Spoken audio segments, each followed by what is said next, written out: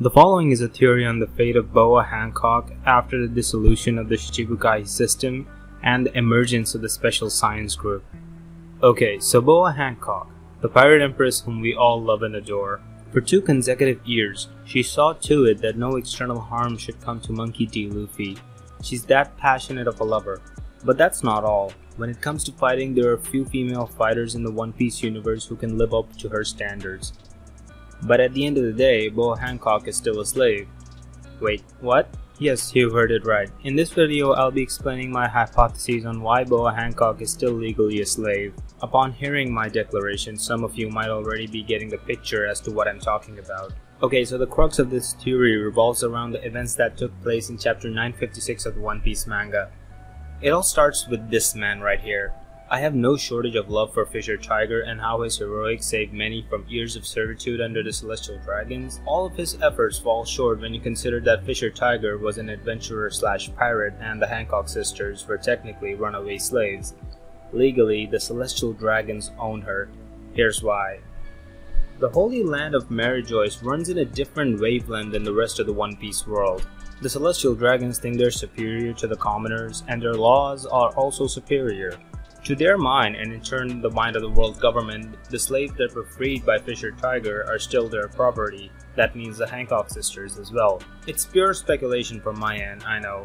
However, the immunity that the Celestial Dragons have and their attitude throughout the series, you can expect them to feel that way about former slaves. The feeling of power over a strong person is what drives these people, if you want to call them that. They love to own shiny and unique things. If you don't believe me, just look at what they did to Bartholomew Kuma. Look at this fine specimen of a fighter, reduced to nothingness. Is it any wonder the cruelty that the Celestial Dragons are capable of? For the second case of these guys' cruelty, you can just take the case of Kami. She was rescued by Luffy at a hair's breadth. Considering all of this, being a former slave, what do you think might happen to Boa Hancock? I personally think that she would go back into servitude. But why would that happen? In chapter 952 of the One Piece manga, we saw the abolition of the warlord system.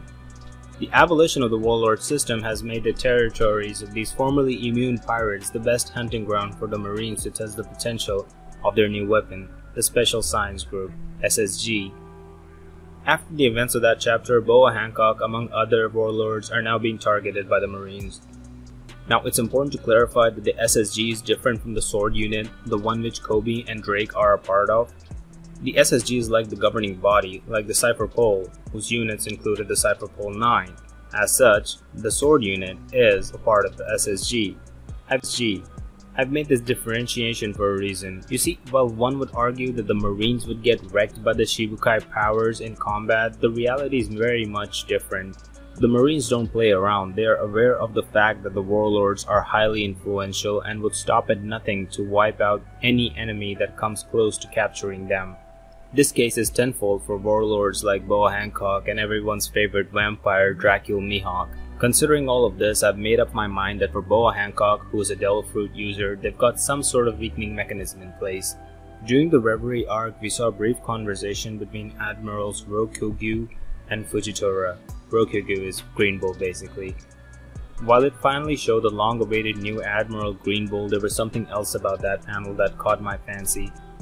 Before the Reverie, Fujitora had been with Dr. Vegapunk.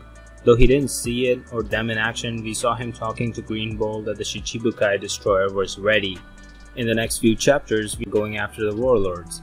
My theory is that in the future, Boa Hancock would be captured by the weapon created by the SSG. As with all pirates, when captured, she will be sent to Impel Down, and from there, her past will come back to haunt her. Boa Hancock will be sold into slavery, because again, she was a runaway slave who became a pirate. But wait, you might argue that the guy going to capture Boa Hancock is a measly captain. Comparing Boa Hancock in a fight against Kobe might be a silly comparison. After all, on one side you have a king and on the other a marine captain. But I would argue against that logic. You see, we have yet to see Kobe go up in a full fight against anyone. We also can't disregard the fact that he was trained by Garp and Bogard. Now, Bogard is irrelevant in this case, but you cannot disregard the hero of the Marines. Seeing as how Kobe had mastered CP9's techniques at Water 7, there is a possibility that he might have enough of what it takes to fight against Boa Hancock and possibly win. I'm getting ahead of myself in taking the side of Kobe, I know. I'm not so sure Kobe is ready to take on a full-blown warlord. Regardless, I have another thing that I feel can hit the point home. If Kobe doesn't have the tools needed to defeat Boa Hancock, perhaps the types of Marines he's associated with might have the solution to capturing her. Yes, the Special Science Group. Created by the ever-mysterious Dr. Vegapunk, the project and the Marines associated with it are designed to counterbalance the three powers of the One Piece world. Being a replacement to the Warlord system, it has to be nothing short of special. After all, you're replacing an organization of hardened pirates who have dominance over the seas. Replacing that dominance and considering Vegapunk's ingenuity, it's possible that he might have come up with something masterful. When you bring in the SSG and the weapons that came with it, there is a high possibility that it might cause things to turn sideways for Boa Hancock. Now, let's talk about the aftermath of such a scenario. Right now, Luffy has his hands full with the likes of Big Mom and Kaido at Wano, but there are events happening at Mary Joa that might signal Luffy's arrival there. Now, don't get me wrong, the Sabo situation is weird enough as it is, and I'm not trying to theorize an Ace-like scenario. Okay, well, maybe I am, but with regards to Sabo, I think Dragon and the rest might already have it covered. But speaking of Boa Hancock, and if she goes back to being a slave, I think Luffy might come to rescue her. Okay, so that was the essential theory. I know there's a lot of speculation from my end, but I personally feel that I've come up with a solid theory on the matter at hand. If this theory was interesting, make sure to show some love by subscribing to the channel. Thank you for watching.